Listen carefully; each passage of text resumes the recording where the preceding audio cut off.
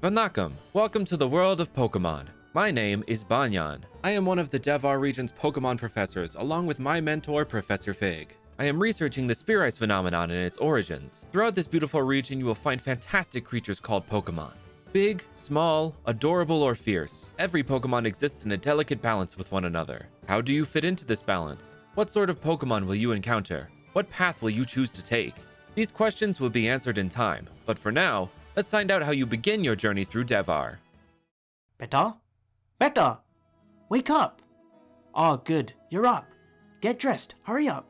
You'll be late to pick up your starter Pokemon from the trainer qualification exam. Go meet Professor Fig at the entrance to Mahandaya. I packed some curry in your bag, so don't worry about breakfast. I'll see you later.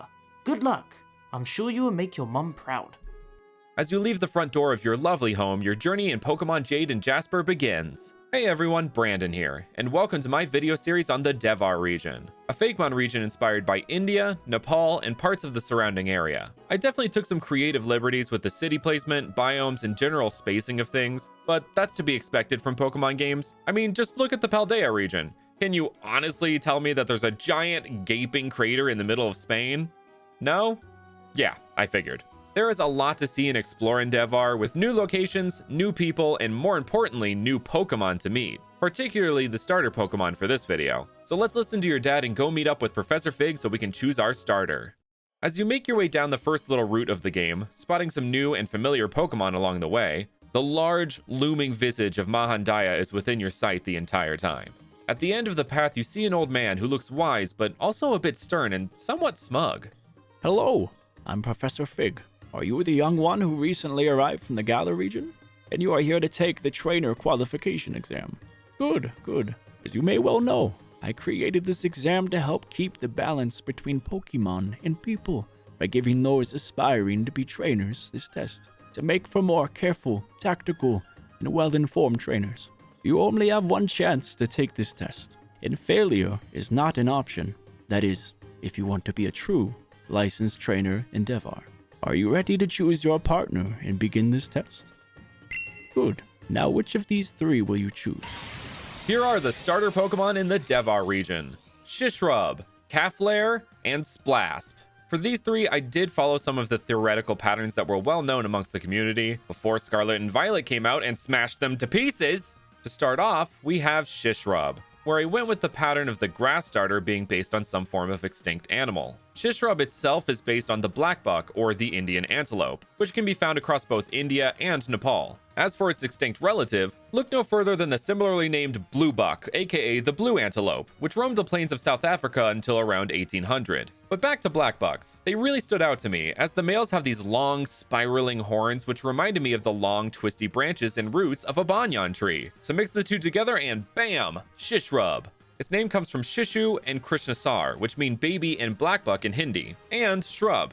You know, the little bushes. Moving on to Caflare, this little guy follows the Firestarter Chinese Zodiac theory. And yes, before I get all the comments about this, I am aware this theory isn't a thing in Gen 9, but Caflare was created well before the pattern was abandoned, so put down your pitchforks, alright? I mean, who knows? Maybe Skeledirge is actually a horse. Anyway, obviously Caflare follows the ox part of the Chinese Zodiac. Even without the Zodiac, cows and India are pretty synonymous, so to me this was always going to be a starter no matter what. Caflare is specifically based on cattle like the zebu or the gaur. It tries to use its fiery horns to mark trees, kind of like wood-burning crafts, though since it's a base stage, it isn't as proficient at it and will sometimes burn down the entire tree. Whoops! Caflare made an oopsie! Lastly, we have Splasp, whose name comes from splash and asp, a kind of venomous snake found in Europe. Water starters are typically based on some kind of semi-aquatic animal, which in this case is the blue and yellow-lipped sea kraits, whose blue coloration really lends itself well to a water starter. The other pattern that had been established was some form of weapon that was incorporated into the design, which will definitely be more apparent in Splash's final stage. Oh, and its tail is shaped like a pungi, the instrument snake charmers play, which originates from the Indian subcontinent. However, it's less an instrument of music for Splasp and more of an instrument of destruction.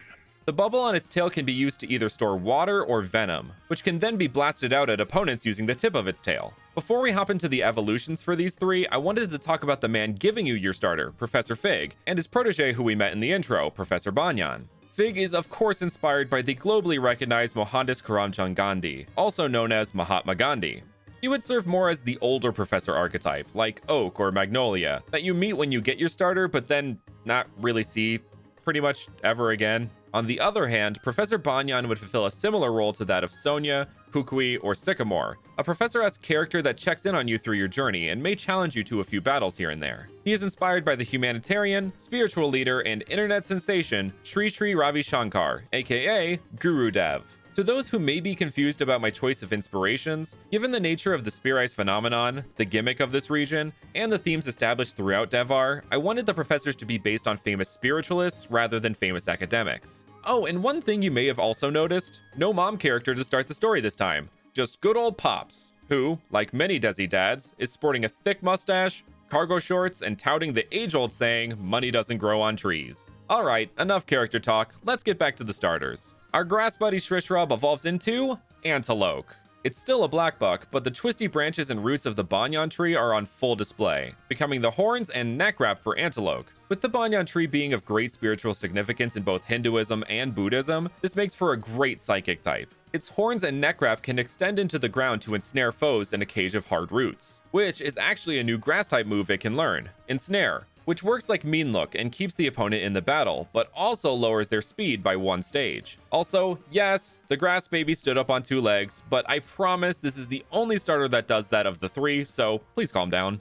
Moving on, our fiery friend Caflair evolves into Ignox. Look, see, I did the opposite with this one. Bipedal becomes quadrupedal. Are you satisfied? Aside from the switch and the amount of feet, Ignox expands on the elements of Caflair, with longer fiery horns, which it uses similarly to Caflair, but with more proficiency, and a more fiery appearing tail. The pattern on its back reflects its newly added ground typing, looking like broken up bits of soil. Speaking of, it learns a new ground type move called Scorched Earth, which is a base 70 attacking move with a chance to burn the opponent. Now to evolve our slithery pal Splasp into Wave Viper. As with the other two, Wave Viper expands on Splasp's existing elements, this time literally, with the bubbles on the sides of its head being able to fill with water and expand in an attempt to make itself look more intimidating, just like actual cobras do. Speaking of, this naturally adds in the inspiration of one of, if not the most well-known snakes out there, the King Cobra. Also, Wave Viper's tail now has a second bubble for more storage space and a longer spout for more destruction. This manifests in its new move called Water Cure, which sounds all nice and pleasant, but is actually named after a method of torture in which they would force someone to drink way too much water, giving them water poisoning, which is exactly what this move does. It's a blast of water that has the chance to poison the opponent. Think scald, but poison instead of burn. Alright, are you guys ready to evolve to the final stages? Well, let's just stick with Wave Viper and evolve it into Vasunami. It gets its name from Tsunami and Vasuki, the king of serpents, who is usually seen hanging around the neck of Shiva, the god of destruction.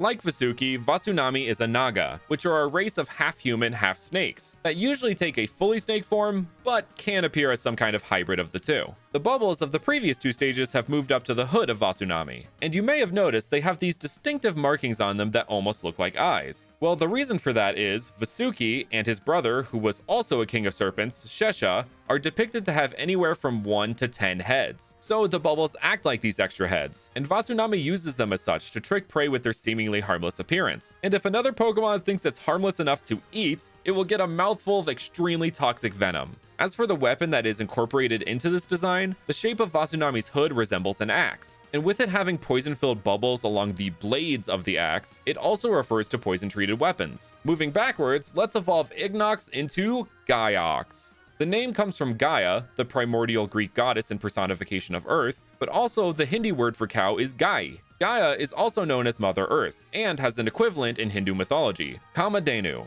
known as the Cow Mother. Kamadhenu is more often addressed by her proper name Surabi, which means cow and earth, as well as a few other generally nice things. In some depictions, she is shown to have several Hindu deities within her body and the Himalayas along her ankles, which is reflected in the craggy appearance of Gaiox's hooves. Kamadhenu's milk was also supposedly used to make ghee, a type of clarified butter used for ritualistic fire sacrifices, which plays into Gaiox's fire typing. Kamadhenu is one of the origins of the veneration of cows that India is so well known for. While we're on that topic, another aspect of Gaiox's design reflects one of the ways India venerates their cows, the Gangi Redu. which is when an old ox that is unfit for farm life is decorated and walked door to door by a Gangi Redolu. People will offer money and clothes to the Gangi Redu as a way of trying to receive blessings, since oxes and cows are regarded as holy beings.